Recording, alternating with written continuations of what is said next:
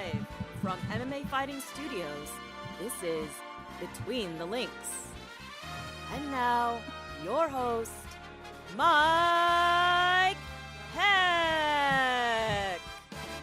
The iconic voice of Esther Lynn welcomes you to a brand new edition of Between the Links. I don't even know how we can even afford her anymore, as she is just crushing the voiceover game these days. But there's no other way I would want the show to begin each and every week. But thank you for joining us, for those watching live right now on YouTube, and for those listening or watching the show after the fact. We love you all. This week, a lot to discuss as always. This will be a roundtable edition of the show, so no points, probably some debate, but essentially this is the kind of show where we hit record and just talk some of the hot topics in the sport of mixed martial arts. So let us introduce the panelists this week. First, he is the man who is victorious in the BTL championship tournament.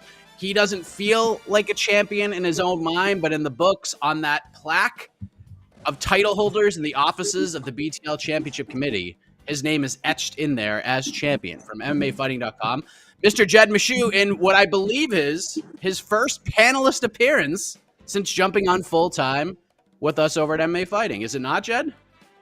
I guess, yeah, it's a first panelist appearance. That's true, because I judged last week. And yeah, I mean, my name, look, I'm not the champion. We talk about it a lot.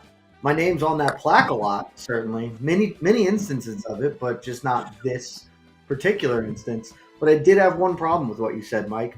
If you're listening after the fact, I don't love you. I don't love you as much, at least, as those people tuning in live. Thank you for joining us. We're going to have a great time today. All right. And joining Jed on the panel this week, because if you recall, prior to UFC 270, we had a guest UFC fighter on the show. It was Brian Kelleher, who did one hell of a job. And coincidentally enough, we have another UFC fighter, another exciting guy, and also he's a member of the deeply talented UFC bantamweight division. Let us say hello to my fellow New Englander turned Southeasterner, Mr. Randy Costa. What is up, my man? What's up, man? I appreciate you having me. I wish I had some long monologue like you guys had, but a simple what's up will do for me for now. And that's all we need. That means we can get right into the thing. And let's just get right after it and start with this Saturday night. Now, normally we kind of go in chronological order, but I think it's fitting. I think the top storyline in MMA right now is UFC 271, because we have a fascinating main event for the middleweight title between Israel Adesanya and Robert Whittaker. We all remember what happened in that first fight.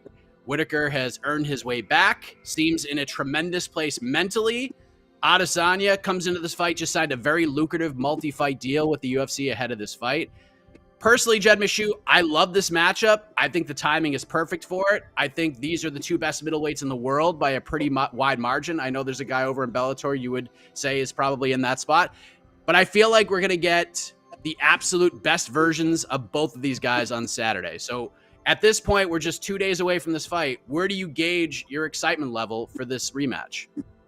Man, I've been all over the board. So I think I said on here a couple weeks ago, or maybe 2 weeks ago, that I was more excited for this rematch than I was for their initial fight, just because I thought that I had more questions about it. Love you too, Enrique.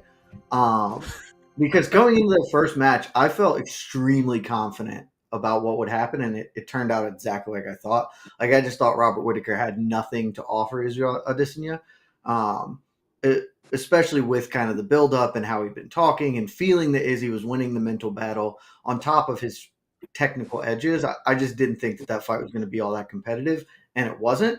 And so coming into this, was way more excited. I was like, all right, I love the things I'm hearing from Whittaker. I love that he has pulled himself back. He's in a better mental space. He's not going to come in there headlong, rushing at Izzy. And I was all excited for this to be an epic fight. And then I did the tape. So we've got a column that just dropped today on Path to Victory for both of them that I wrote. It's on MMAfighting.com, best website in the world. Go check that out. And after I dug into the tape, man, this is just going to be another shit kicking, dude. I love Robert Whittaker. I think he is the second best middleweight in the world, because Yoel Romero is now light heavyweight, so he's not the best middleweight in the world. But this is just a horrendous style matchup for him, and I think he'll be more competitive this time around. I just don't think it's going to matter. Like, there aren't a lot of avenues to victory for him that I can see, outside of fighting an absolutely perfect fight And even then, he probably needs to do that, and Israel needs to have an off day. Like I just don't see it. Maybe Randy can sell me on the idea some other way, or maybe you can, but he's not Jan Blachowicz. He's not Yoel Romero. He doesn't have this kind of one hitter quitter power that will make Israel respect him. And so then he just has to fight a volume kickboxing game against the substantially better kickboxer. Like, it's just really bad for him. So I'm less excited about this than other fights on the card, frankly. I mean, it still is the most important, but I think this is going to be one-way traffic once again. Randy, your thoughts on this one? Can you sell Jed in the other direction? Does this fight get you fired up? If so, why is that? What kind of chance do you give Whittaker to win this fight? So, I'm definitely excited for this matchup. However, I do agree with the assessment of Jed. People are saying, that they're the blueprint to beat Izzy, this, that, the other thing. Like, yeah, I agree. The blueprint is out there. However, Rob Whittaker really isn't that fighter. Rob Whittaker is a fantastic fighter at what he does. However, it's not the stylistic matchup that is going to play to his advantage. I mean, if you break down Rob Whittaker and kind of look at all the things he's good at, you could argue that he's like a finesse-style kickboxer, a tricky, creative kickboxer, but Izzy has seen a million of those. Whittaker has a really good rear hand, right high kick, or rear hand, rear kick, that two high kick. That's kind of an elementary level like technique that you're not gonna hit against someone of the caliber of Izzy. It's a really good technique, but Izzy has seen a million of those techniques. I think it's definitely going to be a more competitive fight than last time. I think Whittaker's probably going to mix it up a little bit more. But I agree with Jed, man. I don't think there's like a clear path to victory for Whittaker. I think that Izzy is going to out-finesse Whittaker for – I don't know if he's going to finish him this fight, but I think it's going to be a pretty single-handed win. So as the sport and as these big fights that come up tend to do, it creates discussion, right? And about not just the fight, and not just about the ins and outs, strengths and weaknesses, but also from like a historical perspective, a greatness perspective. And that's what's been happening here heading into this fight when it comes to Israel Adesanya, because we got guys like DC, we got guys like Chael Sonnen talking about where Izzy ranks right now when it comes to who is the greatest middleweight of all time. Is it him? Is it Anderson Silva? Jed, is it Yoel Romero? Who knows? And Chael essentially says, look, the ultimate answer to these questions is if we have a question like this and two guys are involved and they actually fight each other, whoever wins, that's the tiebreaker. That's the answer to the question. DC is more on the, listen, Izzy is fantastic, but let's pump the brakes on him knocking Anderson Silva off the top of the proverbial mountain. So, Randy, I want to go to you. If Israel Adesanya goes out there on Saturday night and beats Robert Whittaker again like you think he will, especially if he does it in dominant fashion, is he the greatest middleweight ever, or has he still got some work to do? So, man, this is such a tricky thing. I mean, we're talking two pretty distinct, different generations of fighters. Number one. And number two, Anderson is great. Like, there's no doubt about it. His martial arts technique is out of this world. However, one thing that's really that's tough for me to like completely lock in on that idea is that there's a massive asterisk next to the name or next to the acronym of GOAT when talking about Anderson Silva, because he's failed a couple drug tests. That to me is, I don't know, man. If we're talking about like greatest martial art technique of all time, maybe, but it's tough to like sell me on somebody being the greatest fighter of all time if they've used performance enhancing drugs. I'm pretty passionate about that. I don't think that, I don't know, man, that's just a huge asterisk. And I think he failed. I think he had 2 pop tests, which is even worse. So I don't really know, man. It's such a slippery slope, especially when comparing these guys. I don't think you can talk about Izzy and Anderson fighting and then that's going to tell you who the greatest of all time is, because like I said before, this is 2 different generations. So that's not even really like a level playing field. I think Anderson's the great of his time, 1,000%. However, I don't think it's fair to talk about him being the greatest of all time if you're taking performance enhancing drugs. That's my personal opinion. Anderson is great. I admire his work, but it's just tough. It's just a tough sell for me. Jed, I always appreciate your perspective on these types of discussions. Where does an impressive win on Saturday put Adesanya in this discussion? Are we there yet? like I know with the Usman GSP thing, some people think he's there, some people think he's close. You don't think Usman Those is people are close to idiots. GSP yet? Those Okay, so people where are are we at with idiots, this one? and they're even larger idiots in this context. I'll get this out of the way right up front. And Randy, we can verbally fight. We won't physically fight because I don't want to get my ass beat today. I don't care at all about performance-enhancing drugs, never have, and nobody will ever make me care. I think that they are witch hunt is maybe not the right word, but it's in the neighborhood. It's an extremely costly thing to be wildly invasive of privacy and not be effective and not really matter, because if we had MMA 100 years ago, people couldn't have ACL repair surgery. Is that where are we drawing the line between what's enhancing performance and what a supplement is? So I just couldn't care less about his gas station pills. I'll leave the one word out of that for Anderson Silva. Anderson Silva is, to me, unequivocally one of the best fighters of all time if you look at his resume. And he also has all the other intangible things that I really value in those conversations, namely his peak and his ability to extend beyond his peak. I mean, we see some fighters have really high highs, and when they fall off, they're done. Think Johnny Hendricks, up there, best in the world. And then I was just in. Anderson's peak probably came at like the Demian Maia fight, maybe even arguably earlier than that. And he still held the belt for like 3 years after that. But from a straight nuts and bolts, this is an absolutely absurd argument. The only argument against Anderson Silva is the PED one. Again, my stance is clear. I also just don't think that argument really holds a lot of water, given that he didn't pop during his peak. He popped when he got old.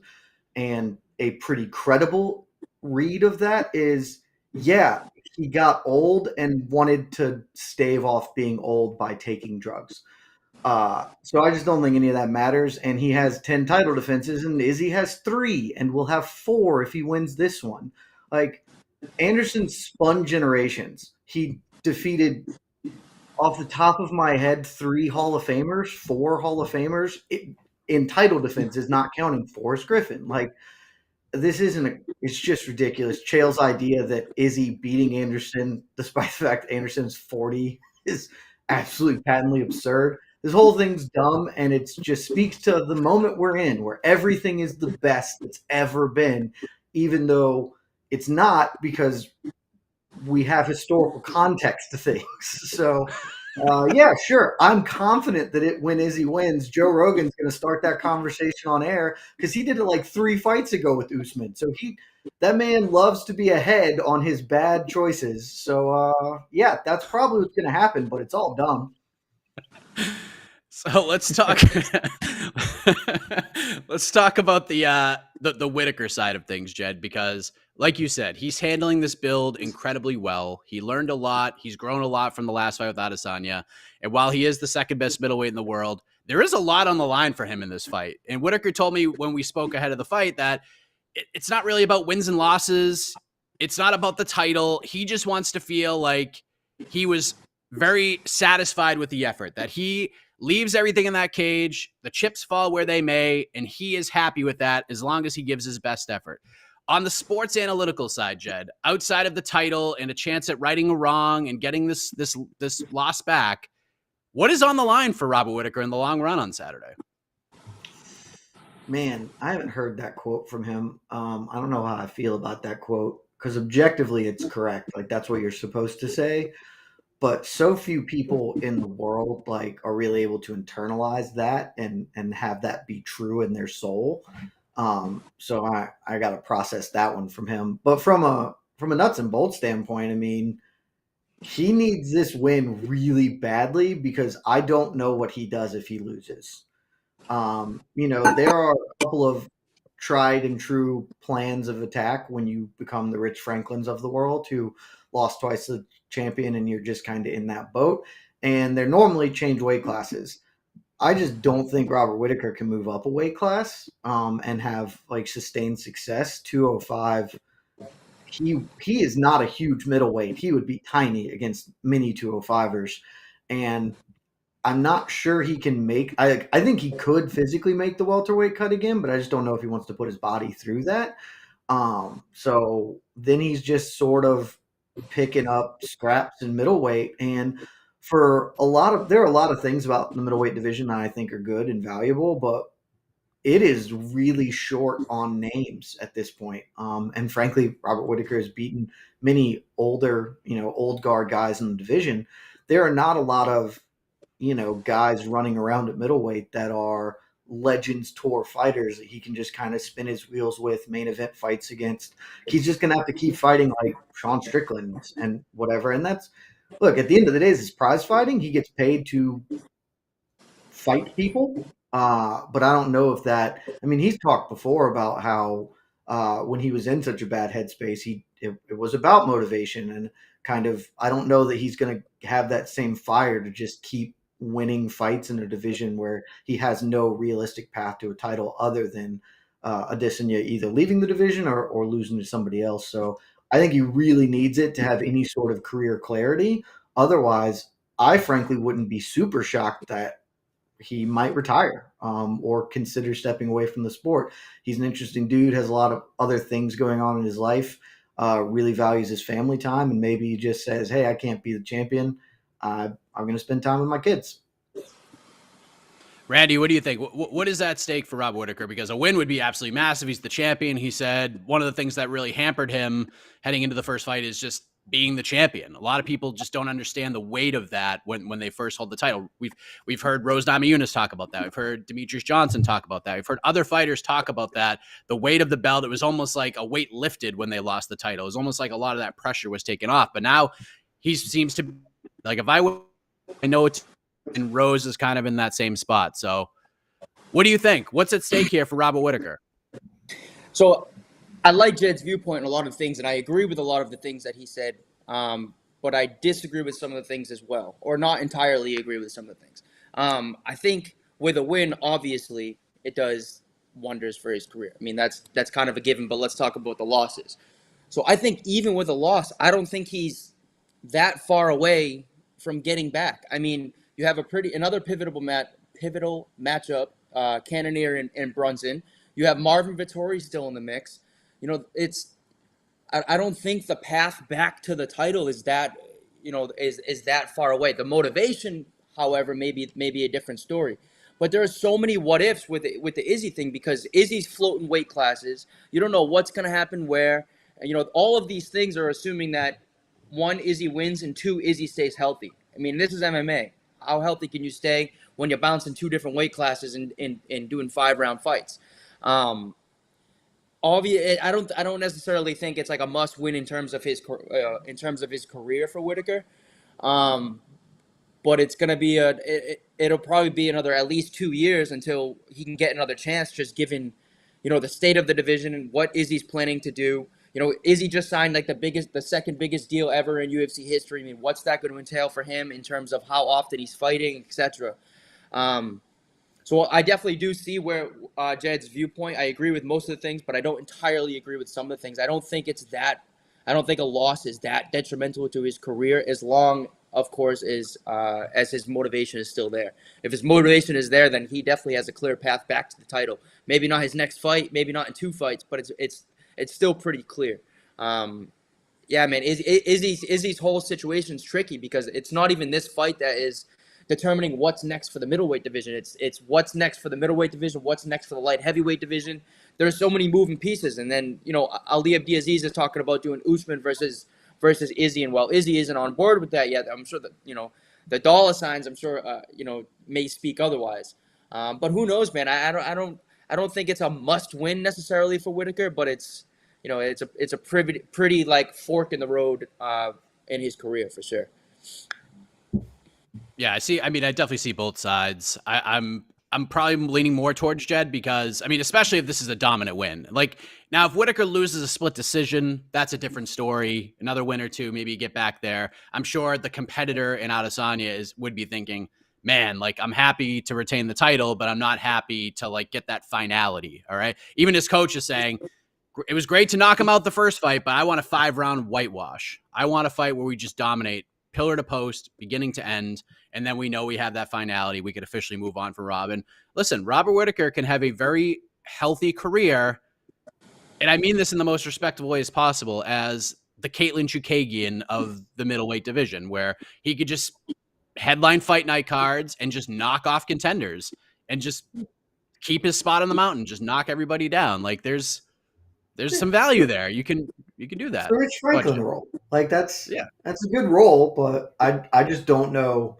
I don't know how much Rob wants to do that, frankly. Like just based on the many things he said over the years. And I think that Rob is not super long for the sport anyway.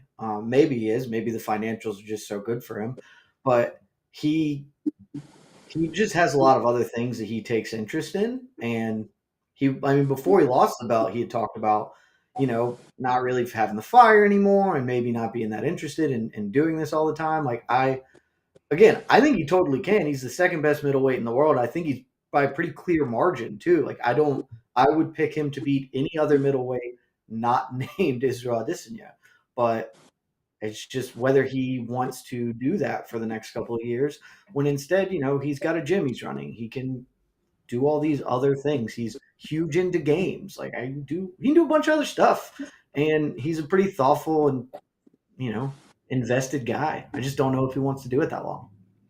Yeah, he might be the bizarro Colby Covington, but in the middleweight division and very nice and respectful, like Colby. But I love the fight. This won't happen for a lot of obvious reasons. I'd watch the hell out of Robert Whittaker fight Kamaru Usman though. Like if he loses, I would love for him to commit to the weight cut because he can make it. I think he can make it actually pretty cleanly. I don't think he'd be the biggest welterweight by far. So I would love to watch him against some of the top guys down there because him versus Usman that's a fantastic fight. Like that gets me up in the morning to think about that fight. So if he does lose, I hope that's what happens. Yeah. Of course, we got to see what happens Saturday. I love the title fight. I think it's flying under the radar in a big way, but I'm all about it. Now, let's take a deeper look at the card as a whole, Randy Costa, because we had UFC 270. That card was ravaged, and people were complaining about the final product heading in. Ended up being a pretty solid card. A lot of storylines coming out of it, but not really anything to do with the fight itself. Some for sure. People were not really thrilled about this past Saturday's card on paper. Ended up being a pretty fun card for the most part as well. And now we have this 271 card with this title fight. We have a really fun co-main event. We get a number one contenders fight at 185. A lot of interesting matchups here. So on paper, Randy, where do you rank this card as a whole? If you could put like a letter grade on it, what are you looking at? Just looking at it on paper, dude. For the hardcore, for the casual fan, this card probably gets maybe a C plus. But as a hardcore fan, dude, there's not much maybe not as much name value, but dude, there are some bangers on this card. I give it an easy B plus. There's so many really, really fun fights. Kicking off the night is Jeremiah Wells. Jeremiah Wells is so fun to watch. Douglas Silva de Andrade, that's fun to watch. Moicano and Hernandez, a couple bantamweights. Matt Schnell and Alex Perez, that's a pretty high stakes flyweight fight. I think that this card has some potential, man. I think it's like I said, it doesn't have that crazy name value per se, but man, there are some fun fights on this card. What do you think, Jed? I like it. I really like top to bottom. I think it's pretty solid. I think the order of operations for some of these matchups, it's a little puzzling, and we'll probably talk about that when we get to the low-key banger portion of the program. But just top to bottom, as a fight fan, are you excited to sit down and watch all of these fights take place on Saturday? I am. I really liked Randy's grades, honestly. I think C plus is probably accurate from a casual fan perspective. Mainly, you've got Israel and Derrick Lewis are doing a lot of heavy lifting to get casual interest up. People know both of those people, even if they don't know anything else going on. And then, the rest of the card has almost zero casual appeal. Maybe people still remember Andrei Arlovski. But other than that, there's nothing from the casuals. But it's a lot of really well-made competitive fights. I'm genuinely pretty interested in a lot of the stuff that's happening here. 14 is just it's so 15. Sorry, 15 is just so many. Why can we just have less? You don't need brevity is the soul of wit, and nobody has ever told that to the UFC matchmakers. And so 15 fights is a lot, but most of them are compelling in one way or another. if you are a avid fan, or frankly, if you're a person who likes to wager money on the outcomes of fist fights, there are a lot of interesting things happening on this card as well. So yeah, I'm pretty excited for it. Should be a good little Saturday. Jed, you mentioned Derrick Lewis, and this fight with Tai Tuivasa is just so much fun to think about because you have two powerhouses, two incredible personalities, two fan favorites, and I'm going to say something that I'm curious to get your thought on. I thought about this morning. I think this is the perfect co-main event. I think it's perfect, and here's why.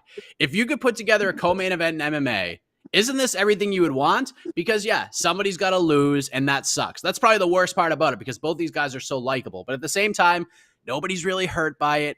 We have stakes, but the fighters don't care about the stakes at all. And we got two dudes who are just going to go in there and slug it out and give fans what they want. One guy's going to win by knockout. The other's going to come back. And when they get their next fight booked, no matter what happens, everyone's going to be excited for it. So there's an argument to be made that this is the perfect co-main event, in my opinion, Jed. Your thoughts? Yeah, dude, Derrick Lewis is the perfect B tier fighter. Like if main events for pay-per-views are the A+ tier, that's where you want your top echelon stuff going. Derrick Lewis is just right under that. Like he's all the things that you said. He can either be the co-main to a solid pay-per-view or headline a fight night without issue. It'll always be a good time. He's probably going to win. He's probably going to win violently. He's certainly going to give you some sort of an outlandish quote. And so, yeah, great time. Love Derrick Lewis. Huge Black Beast fan over here. So great co-main. Randy, there's great co-main. There's really good co-main. There's fun co-main. But I think this is the perfect co-main. I think this is the perfect co-main event. When you mix everything in a blender and you pour it in a cup and you drink it, it's just delicious. It's just the perfect concoction. Your thoughts? Is this the perfect co-main event? I agree like 1,000%, man. I mean, both guys are fan favorites. Somebody's more than likely going to get slept. And there's one more thing that you really didn't mention, Mike, and it's that Derrick is a Texas boy. This is a hometown fight for him, co-maining on a card that we're talking about may not have that much name value. I mean, he himself can sell out. I'm sure the Toyota. I think they're fighting at the Toyota. Yeah. Dude, that's a fun fight. I mean, you could. It's probably the inevitable that someone's gonna get knocked out. Both are huge personalities. Man, I love this fight. I'm not sure. I imagine the odds are probably pretty heavy in Derrick Lewis's favor, but you really can't count Tuivasa out because that boy is throwing bombs. They're actually not as heavy as you would think. I'm excited for it. The odds actually aren't that tilted toward Derrick Lewis. Like I expected them to be much longer than they are. Lewis is -170, Tuivasa's +150 last I checked this morning. Oh, wow. I figured it was going to be closer to like 225-ish. Yep. Wow. I thought 250, okay. so it's much closer than I expected. Awesome value. I think some people are maybe weighing in the Derrick Lewis fighting in Houston factor, but I think he's kind of explained that with Ariel that, it was more about the dates and him being the anniversary of him getting out of prison and the pressures that took, like fighting for a title literally on the anniversary of the day you got out of prison. Just weighed a lot on his mind. There's just a huge difference between headlining a card and not headlining a card, and the amount of expectation and pressure put upon you is like very different. I would suspect when you're just the guy, you're the follow-up, you're the banquo, the B-side. I think that's probably a lot easier to manage. Yeah. And then Tai Tuivasa just talking about, the whole shoey thing. I don't get it. I get why people like to watch it. Go ahead, Jed. Look, I said this on Twitter yesterday. I've done probably 100 shoeys in my life. I played college rugby. I've shot a lot of boots. Cuppy is where I draw the line. Tai Tuivasa is a monster. He is an absolute monster. And I've done some nasty shoeys, man. And that's especially like a freshly fought in Cuppy. That's just a hard no for me and for the Board of Public Health and for anyone human decency.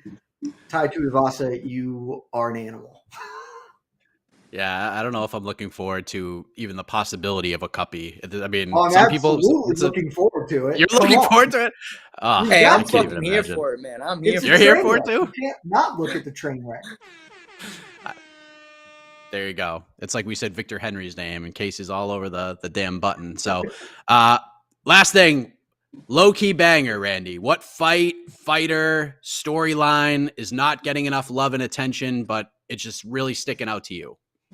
So if you asked me this question last night, my answer or my reaction might be a little bit different. But I think Moicano versus Hernandez is crazy. I think that now there's a little bit more attention on it now, just because of what Hernandez had to say about it. But dude, that's a fun fight, and I also think that Kyler Phillips versus Marcelo. I don't know if it's Rojo or Rojo. I don't mean to disrespect his name, but that It's fight Rojo. is so much fucking fun. That fight that's a banger, man. That's a banger. I think there are so many really fun fights on this card. That fight in particular, the Bobby Green fight, obviously. But if you told me to do one, then I would probably say Moicano and Hernandez. Jed? It's a really good choice. Also, the odds on that surprised me. Moicano's the favorite, which very shocked by that. But yeah, give me the flyweights, man. Alex Perez and Matt Schnell that's just going to be fun. Like, winner flyweights not fun is my go-to answer, and especially both of those dudes. You got Perez coming off failing to win a title, so I think he's going to be looking to make a big statement. And Matt Schnell is usually game for some fun scrambly weirdness. So yeah, that fight's probably going to be dope. And they were supposed to fight just a couple months ago, or a few. I think it was the card that I was on. I think it was December. I think it was 269. That fight, there was, I think, or the week before, something. But there was a problem with weight, and the commission stopped, I believe, Matt Schnell from cutting more weight. So that fight got postponed. So this is like a 16-week, 18-week fight camp for these guys. And these guys are scrappy as fuck to begin with, man. It's going to be like it's a tumbleweed rolling around the cage. I'm pumped for it, for sure. They've actually been scheduled to fight at 4 different times. 4 times? Four different times. Was the most recent? So 269 was the most recent. 269. Yeah, 262, the Barboza Chikadze fight night, and then Brunson Till, and then 269. So yeah, this is the fifth booking. The Tony Ferguson Habib Nurmagomedov that actually happened. Theoretically, yes, we still have pump the brakes, man. 2 days until this goes down. This is the 5th booking for Alex Perez since he fought Figgy, because this is the 4th one with Schnell, and then he was booked with Askarov in July, and then that fight didn't happen. So finally, hopefully we get to see Alex Perez back inside the octagon, because that's a fun fight. I'm going with Randy for a lot of the same reasons that he talked about. It's Hernandez Moicano. I know a lot of people have had a lot of things to say about Hernandez in that conversation that I had with him, and him not being happy with this placement on the card. I think we need to clarify something here, okay? Because this fight, like, if this fight was on the ESPN prelims, I think he'd be fine with it. I think he'd be cool with it. But this is on the early prelims, and in my 100% right. I think he's got a gripe here. This fight deserves to be on ESPN. You can make an argument that it should be on the main card. And I'm sure Randy's with me here. New England, what's up? I like William Knight. I like him a lot, but you can't tell me that his fight with Maxim Grishin deserves to be on ESPN, but Hernandez Moicano does not. I am with him on this argument. Some people just looked at the freaking headline and attacked him on social media. He's not wrong, and I'm sure Moicano feels the same way if you asked him, honestly, and he should feel that way. So that's my pick for sure. I love the fight. Jed, what the fingers on the mouth? What are we pontificating here? So objectively, you're both correct. Like, this should be on that. But Alex Hernandez has really weird body type, and it throws me off all the time, and so I can't feel bad for him. Like, it's literally the first thing I think of when you say the name Alex Hernandez is he is, like, weirdly square. Just, like, his whole body is a square. And so I can't be like, oh, yeah, I can't feel bad for him. Like, he needs to win a lot to overcome his weird Josh Emmett square body. That upsets me. Oh, God. It's already been a pretty tough week for Hernandez. Now we're going to get a bunch of SpongeBob memes with his face on it. Very SpongeBob body is all I'm saying. You're unbelievable. Well, we got to move ahead. let's move to a man who will be watching the main event Saturday very, very closely. His name is Sean Strickland. He picked up another win. This time he defeats Jack Hermansson. The official MMAfighting.com stance on the fight was 50-45 for Sean Strickland. 2 judges scored at 49-46 for Strickland. No issue with those scorecards. 1 scored it for Jack Hermansson, which is an absolutely horrendous scorecard. I mean, one of the all-time horrendous scorecards, but Strickland wins again. Jed, what did that win do for him in this division? In other words, if you're Derrick Brunson or Jared Cannonier or even Adesanya or Whittaker right now, are you losing any sleep after Saturday? Nah. Honestly, I mean, it's tough to say that a win is bad because it's not. It's obviously better than a loss. But I don't know, man. That I feel like winning I think Strickland was probably a little hard on himself, frankly. He beat a tough opponent. And I think I, like you, think that he should have won that handily or at least cleanly. But he did not impress, and he had kind of a lot going for him. He had a big build.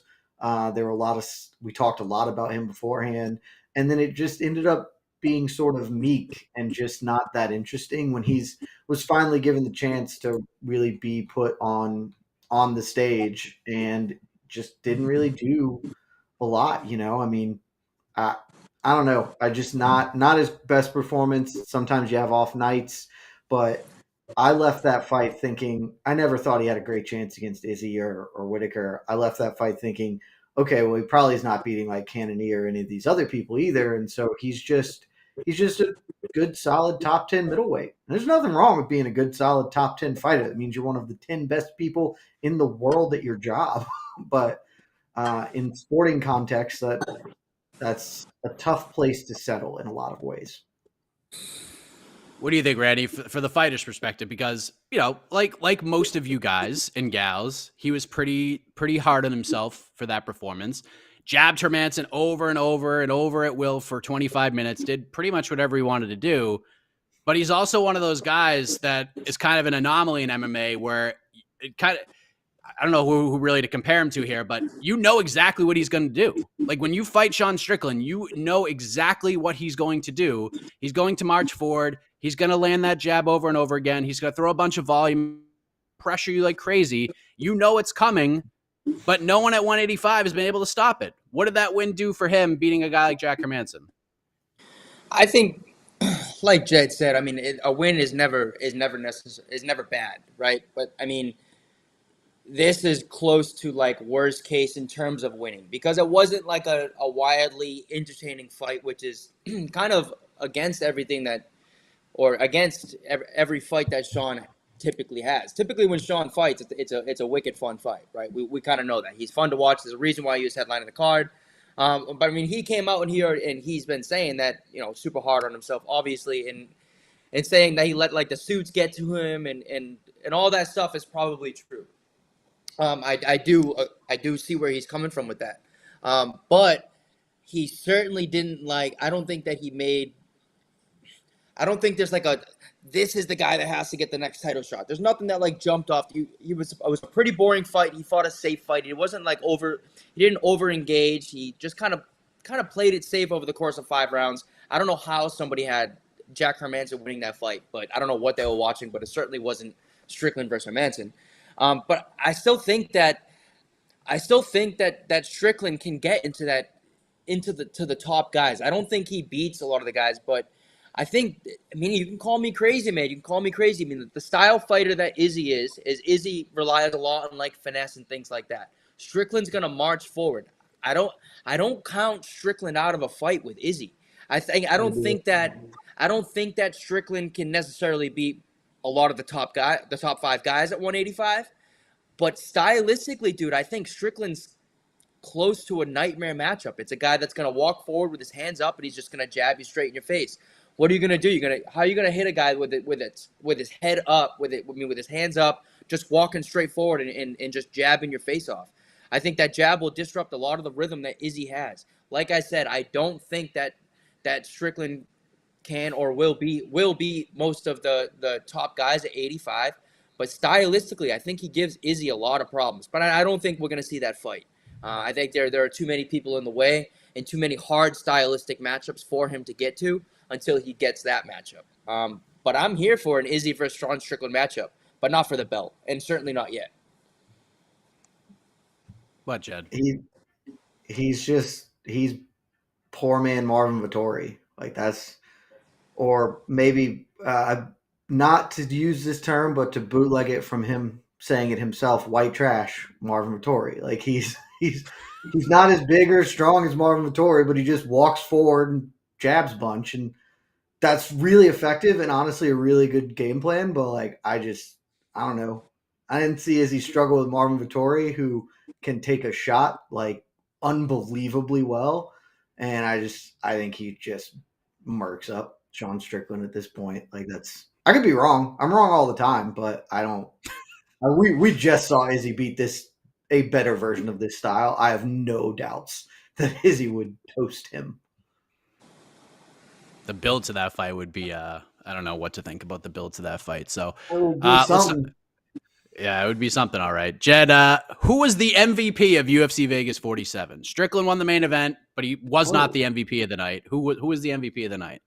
I mean, is this a question? I feel like it's Shavkat Rakhmonov, right? Like, sure, some other things happened that were pretty decent, but like, that dude's a problem. That dude's the man. Kyrgyzstan stand up, or no, Kazakhstan. Sorry, not Kyrgyzstan. Kazakhstan stand up. Spinning hook kick. And he's 15-0 in his career, all of them by stoppage. Like I have him, I think, is my 14th or 15th ranked welterweight in the MMA Fighting Global rankings. I think some of you jabronis are finally going to get on board with that, and he's going to actually enter our rankings at the end of this month because y'all are going to pull your heads out the sand and recognize. But Nomad's here. Nomad's a problem, and I am stoked to see what this dude does. So. I give me all of it. Give me the hat. Give me the furry wolf hat. Give me everything. Everything Rakhmonov. I'm in. I might be wrong, but I might have been the first person to put Rakhmonov in the rankings. I could be wrong. I don't know. I've had him in for a while, but maybe. Yeah, I think I had him in like after the second win, but then he's just not as active, so it almost like it's tough. He's like teetering on that spot because we got guys like Sarukian and Fazeev and all these guys. Oh no, he's he's a 70. Never mind. He's a 70er. I get so many freaking fighters. Yeah, he was there at one point. I can tell you that. Who was your MVP, Randy? Who stood out on Saturday night? Who was your guy? I would say obviously Shockbot's up there 1,000%. But another one, man, is Chidi Njokuani. Marc-Andre Beltran is no joke. I mean, Marc-Andre Barriol, no joke. No joke at all. And Chidi made him look like a child. There was one punch, the fight was over. The first fight in the UFC had a crazy contender showing. I would say that Shockbot's probably the MVP of the night, but I think that that Chidi's right there with him. Not on that same level, but I think Chidi's right there with him. He has a ton of hype behind him. He's so smooth on the feet. He had a bunch of fights before he even got in the Contender Series, which is pretty, unheard of, especially now with all the hype that he has. This is like a seasoned vet having like prospect type hype. He sees the opportunity. I don't think he's the MVP, but I'm super high on Chidi Njokuani. Yes. Maybe he's the 10th player award winner for the event. That's pretty good. No love for Julian Erosa after that night and getting the whole bonus and 30%, beats an opponent that missed weight. What a crazy ass fight that was. What a comeback story that guy has been, Julian Erosa. I mean, the fight was a banger, but like, if I'm thinking back on that event, I'm thinking back on Shavkat's hook kick. Like that's, you asked us who the MVP was. You didn't say what fights were fun on the card. Yeah, because I'd also give a shout to Nick Maximoff. Hey, listen. I'm giving him a shout out. That's all. He's not the MVP. You guys are right. Shavkat is the MVP. He's the man. Didn't he get $100,000 too? Yeah, he got the whole fight of the night for himself since Peterson missed weight. Man, it's a good gig if you can get it. That's a solid gig. That doesn't suck. That does not suck. So someone hit us up on the post fight show and said Julian Erosa should be the UFC 150-pound champion because he seems to always find himself in these like accidental catchweight fights with guys, and he always has these crazy performances. And he probably should have got a bonus in his 2 previous finishes, but didn't get him. And now he gets 100,000, so he goes full circle. So I wanted to hit on a couple more things before we get out of here. One pretty surprising, one recently happened, also pretty surprising, honestly. But let's start with the UFC featherweight champion of the world, Alexander Volkanovski, Randy Costa, because like yourself, this guy's built a career. One of the, he hasn't had to talk a lot of trash. Like, he's not a trash talker. He became a champion. He's one of the best fighters pound for pound on the planet, but he's not a trash talker. He's not the kind of guy that fires shots on social media at guys. He is who he is. But on Tuesday night, he did something I didn't think I'd ever see. Takes a shot at Max Holloway in reaction to Holloway being medically cleared, and then he offers to throw his name into the hat as a backup for the Volkanovski Korean Zombie title fight at UFC 273. All right, let me pull up this tweet so I can read it exactly. So Volkanovski Tuesday night on Twitter says, quote, Max Holloway wants to be the backup fighter for the fight he was originally scheduled to fight. So in other words, he was never injured. Just hoping he doesn't have to fight me or fight me while I'm preparing for someone else. But hey, if you ain't cheating, you ain't trying, no. I could not believe this tweet, Randy. Your reaction to what the champion had to say, because that was pretty shocking to me. So, like, I see where he's coming from, but one big thing that he failed to know or mention is that the fight moved like a couple weeks back.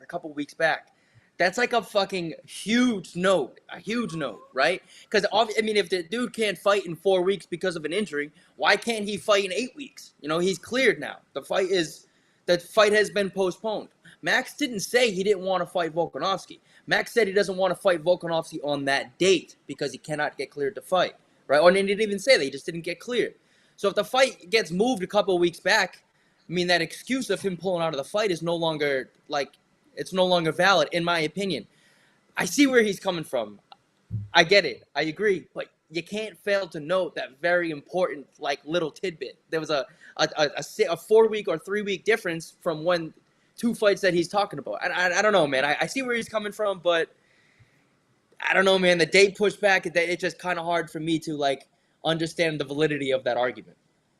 And to sort of add a little bit of context to this, because I know Ariel talked about it yesterday, and I was told the same thing, so now I can say it because he already said it.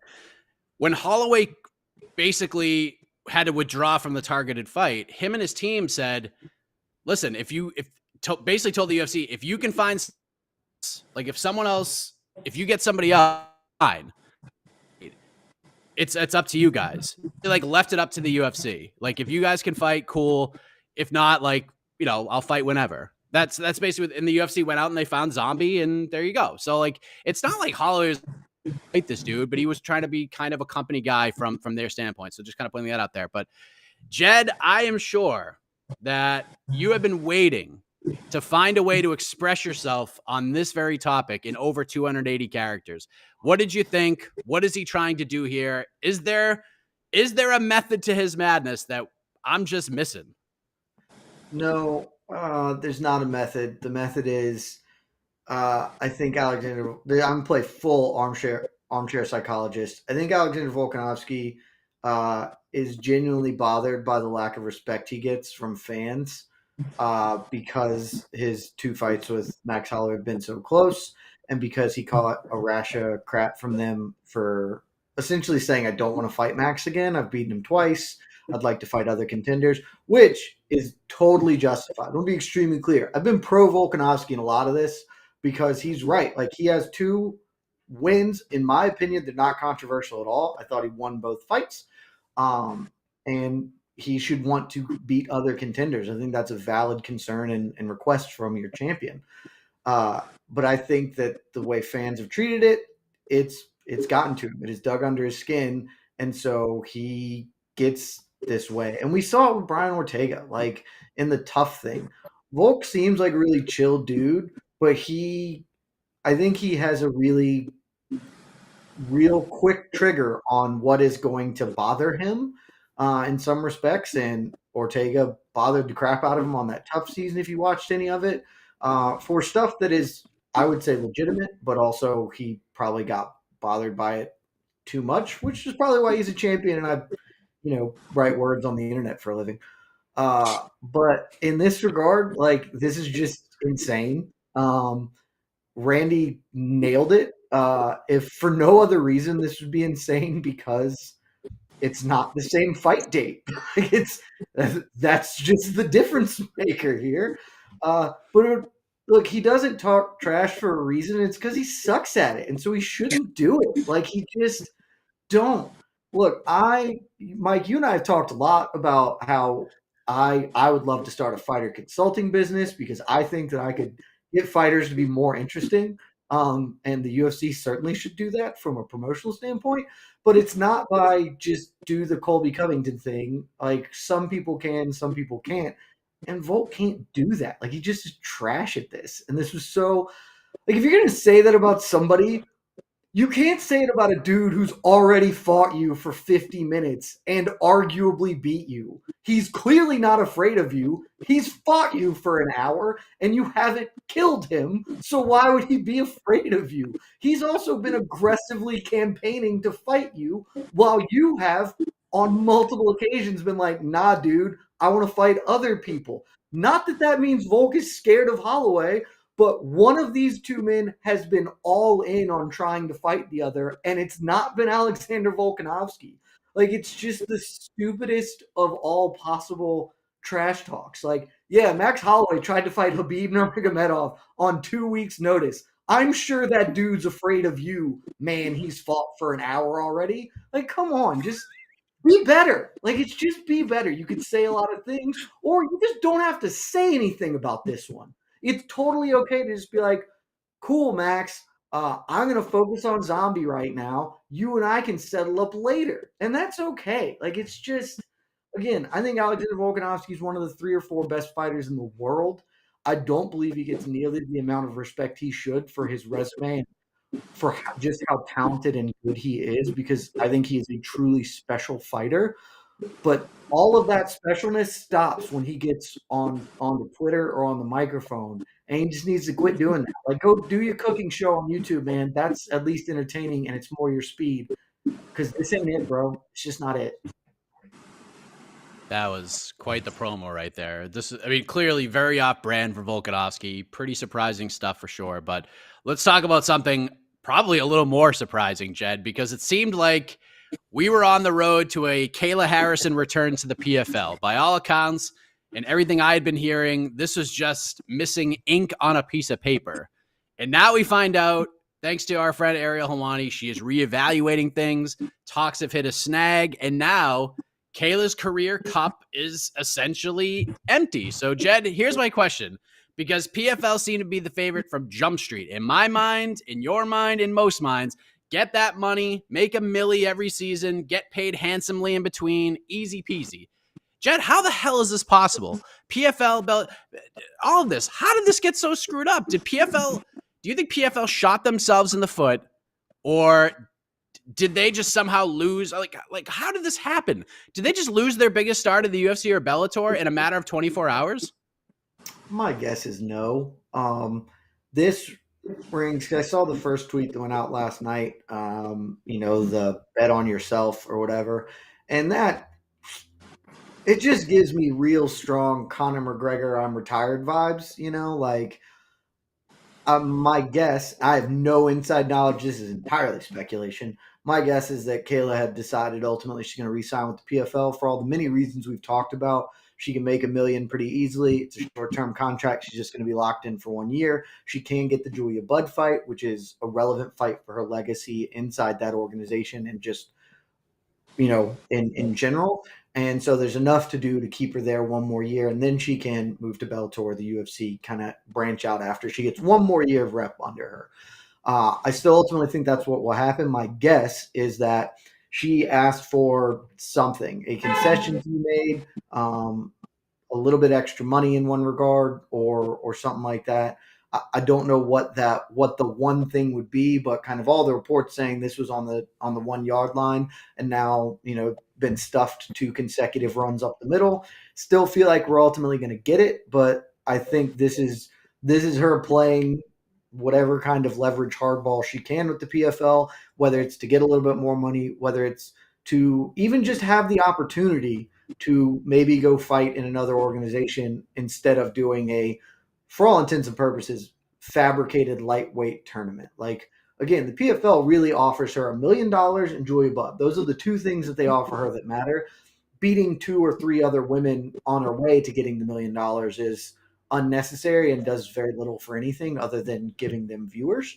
So maybe what she wants is, hey, I want to do this. I don't really care about doing a lightweight tournament. Let me fight Julia Budd.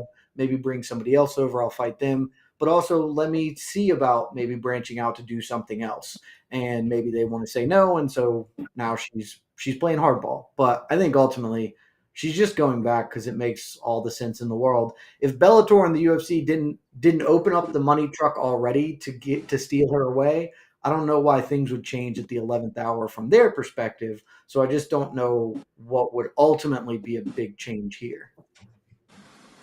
Randy, what do you think about this? And let me say, kind of like Jet said, we don't know the full story. We don't know what happened. You know, who knows? Maybe Kayla Harrison and Ali Abdelaziz went into the PFL executive offices like that nerdy guy in The Dark Knight who demanded $10 million every year for the rest of his life and just like totally overplayed his hand.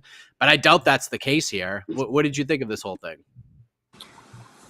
So I've seen Kayla mention it in interviews about like running a leg or like getting the legacy fights, you know, short-term contracts, which I mean, I see she's in the driver's seat, right? She's an Olympic champion. She's one of the greatest women combat sport athletes ever. Won the PFL $1 million belt a couple times. So I might be crazy, man, but I don't think she's gonna go back to PFL. I think that a cyborg fight is a very, very realistic thing. A short-term contract with Bellator, and I also think, I mean, Amanda Nunes and Pena are locked up for, I mean, you figure at least 3-4 months anyway, just because filming of the show, fighting for the belt, etc. Kayla's not going to go to the UFC and then fight, you know, the number 3 or 4 or 5 ranked person, right? She's going to get in and fight the number 1 right away. I think that, I don't know if I think it, but I don't think it's out of the realm of possibilities that she's going to have some sort of short-term contract with Bellator, get a cyborg fight, see how the Pena and Nunes stuff plays out, and then reevaluate from there. PFL is always going to be an option for her. They're not going to, if she leaves PFL, they're not going to say, "Oh no, fuck you can't come back." It's not going to happen. She's an asset to that company. I don't think it's out of the realm of possibility, man. I do think that there's some sort of, I mean, I don't know, man. There's got to be some sort of inclination to go to Bellator to build up that legacy, because obviously if it wasn't about money, I mean, if it was about money, then PFL would be the number 1. I mean, that's a no-brainer. You're going to get a couple fights and then fight for $1 million. But obviously the money is not necessarily the number 1 priority for her. I think building her legacy is, and I think a cyborg fight, you know, is a step in that direction. And then see how the Amanda Nunes fight goes. I don't think that Kayla's going to sign with the UFC right away just because of how the division's locked up right now because of the Ultimate Fighter. But I think a fight with a contract with Bellator, a short-term contract with Bellator, and a cyborg fight is a very realistic thing. Just look at how many views it's going to bring. I'm sure Cyborg's going to get excited with that challenge and that, you know, the money that it's going to bring to the table and the eyeballs that it's going to bring. That's my take, man. I think that there's going to be some sort of short-term fights or something with Bellator and getting that cyborg fight, and then ultimately waiting to see how the Pena and Nunes thing plays out. Because signing with PFL, I mean, she's the top dog, but it's not necessarily a no-risk situation. She could 1,000% go and get knocked out in 10 seconds. That's not out of the realm of possibility. Whereas if you go and get those and then if you lose, all the legacy fights are out the window. Why don't you just take the legacy fight right away, sign that short-term deal with Bellator, who I'm sure is going to pay very generously, get that big fight with Cyborg, and then see how everything plays out going forward. I don't think she's going to sign with PFL. I don't think that's going to happen. I think that she's going to chase the legacy fights at this point. Scott Coker, if you're watching this right now, get this done. Get this done. Give me 10%. You have an opportunity. You have an opportunity. Like, this is a game changer, all right? The UFC doesn't need Kayla Harrison. They don't need her. They can. I mean, it doesn't hurt to have her. They'll pay her, but they don't need her. PFL needs her and is kind of letting her slip away. And Bellator really needs her, maybe more than the PFL needs her. Scott, if you're watching this right now, listen to me. You know what? Don't listen to me. Pick up the phone and call Kayla Harrison and Ali right now. You get on a conference call with them immediately and you get this done, because we don't get second chances in this life very often, and you got one. You cannot let this slip away. This is massive. If they can pull a rabbit out of their hat and sign Kayla here, holy cow. That'd be a massive turn of events for them. Jed, you look like you're just ready to jump through the screen right now. After you make that phone call, Scott, please give me a call, because I would love to pick your brain as to what the hell you've been doing for the last 5 months anyway. Because look, the reason I think she's going back to PFL entirely is this should have been settled forever ago. The UFC doesn't need her. Bellator super does. The fact that Scott Coker did not just hand her the keys to Viacom and be like, write a check. Like, it doesn't make any sense to me. And so I cannot believe that there's a world in which this is anything more than her publicly showing the PFL that they need to meet her demands because other people will pay her. Like, I don't know what Scott Coker has done. They should have signed her. I always thought she was going back to the PFL because at this point, I don't believe in Scott Coker as a promoter. I think he does many things well, but Bellator has not been successful the past few years, in my eyes, certainly. So if this really is a chance, for sure, take it, Scott Coker, and then sit in front of a mirror and take a look at yourself, because there's no world in which you should need a second chance. You should have spiked the football the first time around. Do better. Do better. Speaking of Bellator, I want to touch on this real quick, and then we'll get out of here. Your boy is back, Jed Meshew, Yoel Romero. He's back. He's fighting at light heavyweight on that Paris card. He's fighting Melvin Manhoef, co-main event of the Ryan Bader versus Czech Congo heavyweight title fight. Your thoughts on Mr. Romero coming back, and do you like the matchmaking here? I mean, I love that Yoel Romero is coming back. This is not good. Let's just call it what it is. I have a great amount of respect for Melvin Manhoef. We're talking about a guy who is probably a career middleweight, realistically, who knocked out Mark Hunt, like at the peak of Mark Hunt's chin. I still don't honestly understand the physics of that one, and it will forever be ingrained in me as this dude could probably knock out a hippopotamus if we gave him a shot at it. So he's got a chance to win purely based on that. Well, Melvin Manhoef's 45. I don't frankly know how he has managed to string some wins together in the Bellator cage. And it's just, I don't need to see 45-year-olds compete unless they're Yoel Romero, because that dude is a Martian who's 45 going on 20. So this fight's probably going to be awful from a nuts and bolts standpoint, because Yoel will do nothing and Melvin will do nothing, and then Yoel will hit him one time and that'll be the end of it.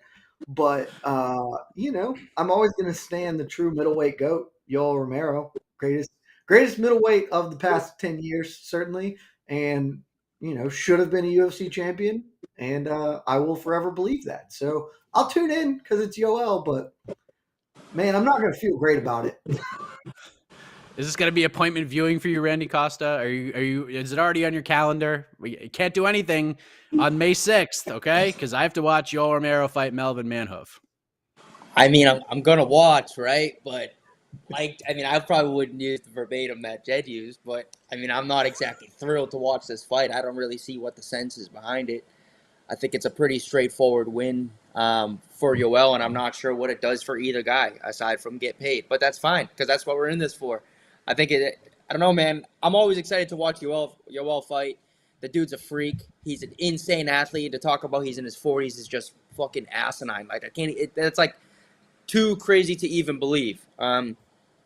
Always going to be a Yoel fan, big Yoel fan. Going to watch, 1,000% going to watch that fight.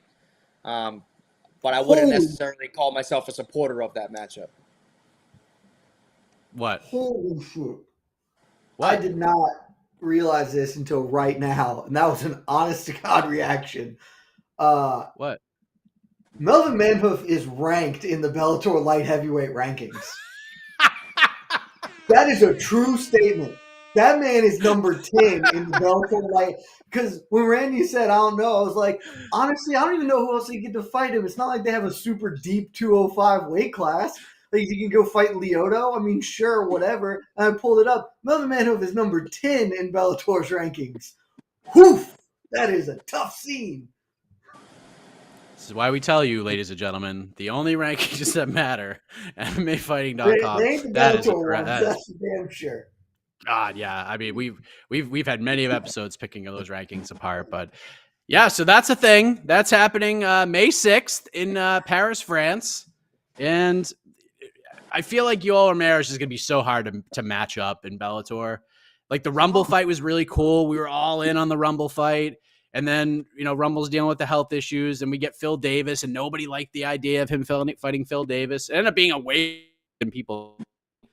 And then, yeah, here we are, Melvin Manhoef, the complete opposite of Phil Davis. And, yeah, just crickets, pins dropping. It's just what it is. But that's it. All right, we're done. Randy, you are the man. Thank you for jumping on. I know you got things to do, and we're done. We have with Yoel Romero. When can we see you back in there? When are we targeting a return, Mr. Costa? I don't know, man. I'm just kind of waiting at this point. I'm within, I can make weight in like 2 weeks, so just kind of focusing on. I mean, because dude, I fucking laid an egg on December 11th. I mean, I got my ass kicked. I'm not in any sort of position to be calling out dates or opponents or matchups or timeframes or any of that. My job now is just to be in shape, be ready to go, and improving every day. And that's what I'm doing, man. I don't have my eyes on an opponent. I don't have my eyes on a time frame. I'm ready whenever they're ready. Yeah, dude. Could be next week. Could be yesterday. Who knows? I'm just ready to go. I have to get that fucking trash ass taste out of my mouth. I mean, this is a no-brainer. We got to put you on that April 30th card. You and Joe Lozon fighting on the same card again, just like you did in October of 2019. I think that's a great idea.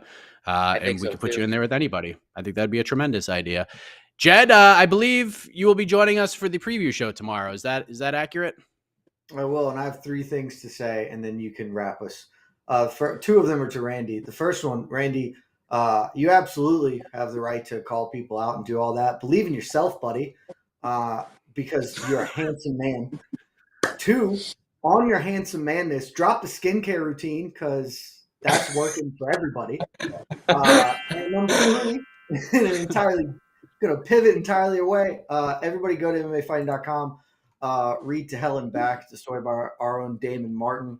It is on the journey of Odie Delaney, a ONE FC heavyweight. It is really compelling read, very interesting and worthwhile about mental trauma and kind of the path to redemption, stuff like that. So really great effort from Damon, and just trying to plug that for everybody. So believe in yourself, Randy. Drop that skincare routine. Everybody go read that story. We out. That's it. All Appreciate right. it, You can guys. hit the music. You can hit the music, Casey. We are done. We'll be back next week doing something on this program. Maybe a competition. Maybe we get the dream matchup between Jed versus Phoenix for the undisputed BTL championship. Who the hell knows? We fly at the seat of our pants here at BTL. So until next week, everybody, we'll see you tomorrow. Get the weigh-in show. We got the preview show. And then Jed and I are actually going to be doing something on Saturday during the event, the prelim pregame on the MMA Fighter Twitter Spaces, 9 p.m. Eastern Time. You can join Jed and I, and we're going to watch the final 2 prelims before the main card. So join us for that. For Jed, for Randy, I'm Mike Heck. Good night, everybody.